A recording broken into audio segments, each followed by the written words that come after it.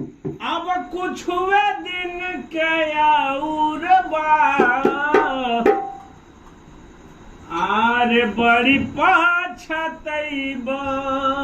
दिनवा आवे वाला बाउर बा और जिंदगी सवारा कुछ दिन बड़ पाछतैब दिनवा आवे वाला बाउर बा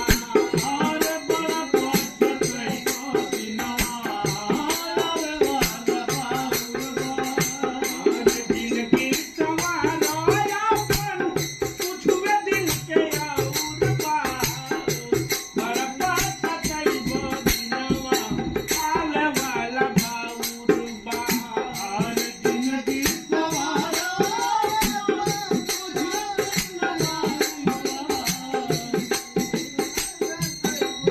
आवे वाला बाउर बा। अरे बड़ा पछतैब दिनवा आवे वाला बाउर बा।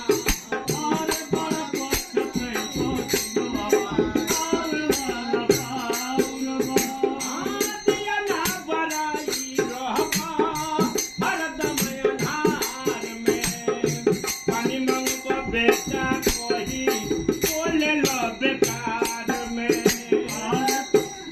आदिया ना बराई रहबा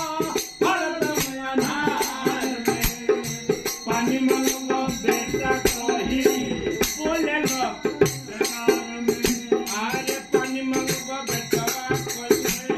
बोले लो बेकार में पानी मंगवा बेटा कोई बोले लो बेकार में। वही ठीक रोइबो बाबू आप केहू नहीं आउबा बड़ा पाछतैब दिनवा आवे वाला बाउर बा अरे भाई ठीक रहिया केहू न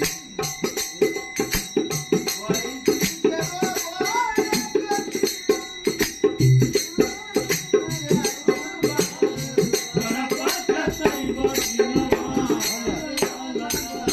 बड़ा पाछतैब दिनवा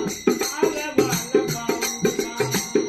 बड़ा पछतैब दिनवा आँख से न लौकी ना कान सुनाई आँख से न लौकी ना कानवा सुनाई घर ही के लोग बाग केहू ना चिन्हाई